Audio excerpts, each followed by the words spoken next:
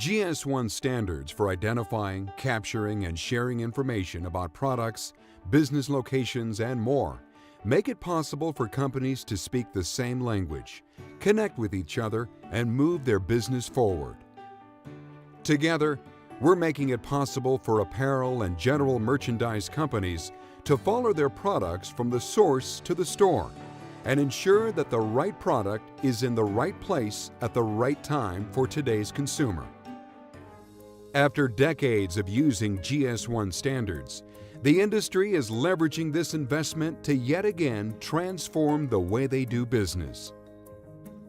To achieve true inventory visibility, the industry is moving beyond the barcode toward EPC-enabled RFID technology. Let's take a look at GS1 standards in action as we follow a product from its source to a consumer.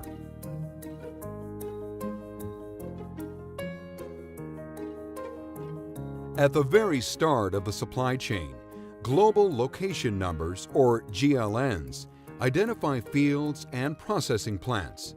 Global trade item numbers, or GTINs, identify pre-production raw material at the item and case level and are encoded into EPC-enabled RFID tags or barcodes. In this way, GS1 standards and EPC-enabled RFID enable material to be traced back to their point of origin.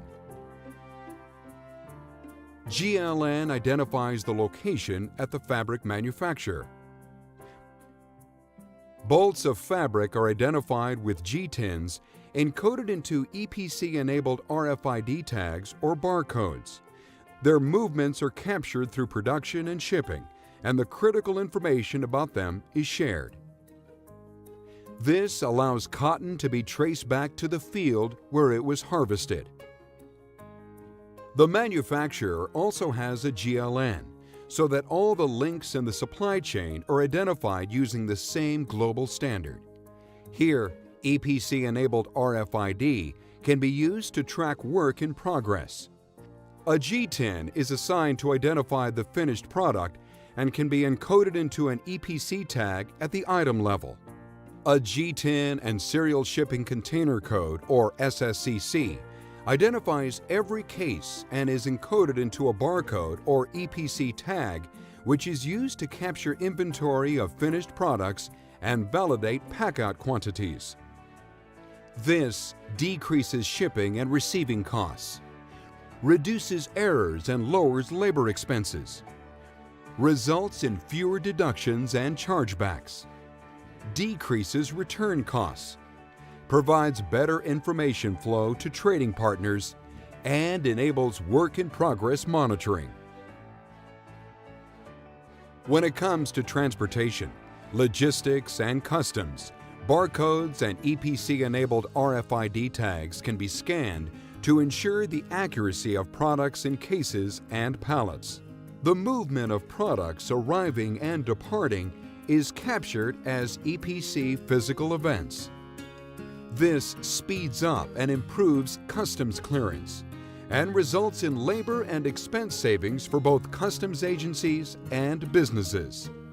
At the supplier's distribution location, SSCCs encoded into barcodes or EPC-enabled RFID tags are scanned to ensure the accuracy of products in cases and pallets.